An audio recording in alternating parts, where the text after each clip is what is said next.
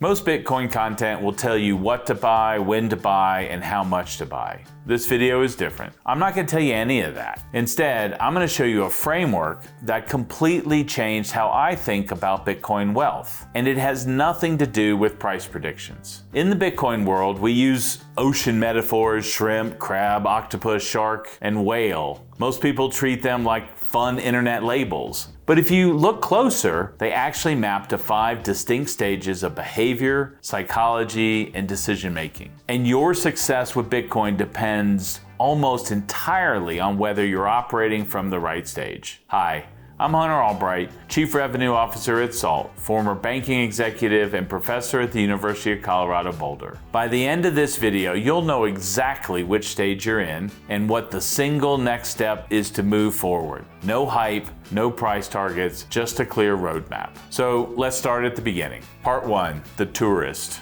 Speculation phase. Does this sound familiar? You first hear about Bitcoin, maybe a friend mentions it, maybe you see headlines about price. You buy a small amount, but mentally, you're still pricing everything in dollars. You check the charts consistently. You celebrate 10% moves up, and you panic at 20% drops. Bitcoin is not money to you yet. It's an asset. This part is driven by curiosity and often volatility addiction. There's nothing wrong with starting here, but it's unsustainable. Because without conviction, every price move feels existential. The accumulator. Conviction building phase. In the next phase, something shifts. You start studying monetary history. You understand inflation structurally. You grasp fixed supply. Now, you're not buying randomly, you're accumulating intentionally. You begin thinking in terms of how much Bitcoin do I own, instead of how much is this worth today. Your concern about volatility becomes less emotional, sometimes even welcome. You dollar cost average. You increase your savings rate. You think in multi-year cycles. This is where wealth actually begins forming. Not because of the price, but because of your behavior.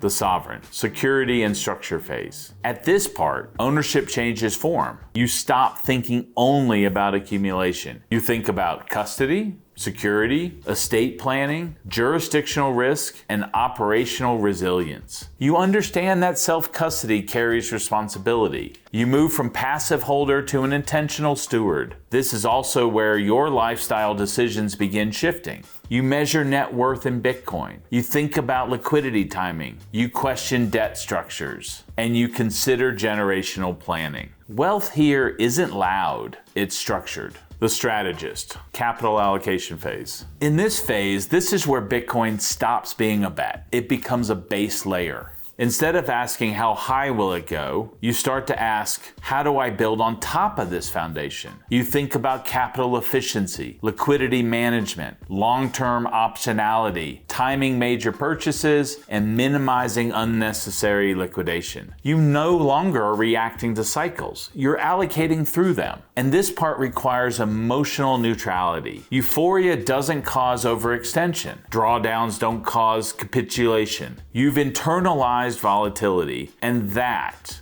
changes everything. The whale mindset, time horizon expansion. Here's the key. Whale isn't just a number. It's actually a time horizon. A true whale mindset thinks in decades, maybe even generations. At this part, you're not chasing yield, you're not over trading, you're not seeking validation. You think about legacy, intergenerational purchasing power, capital preservation across political cycles. You understand scarcity deeply, and because of that, you protect it. Ironically, some of the largest long-term outcomes began with very small positions, but these holders stayed disciplined long enough for time to do the heavy lifting. The whale mindset is less about size and more about permanence and discipline. The hidden variable, time and market. Here's what most people misunderstand. The biggest divider between shrimps and whales isn't entry point, it's survival. Bitcoin has gone through multiple drawdowns, up to 70–80%. In every cycle, people exit. Very few hold through multiple full cycles. When they do, wealth compounds. It compounds when you avoid catastrophic mistakes, you avoid leverage traps, you avoid emotional selling, and you maintain a long enough time horizon. Time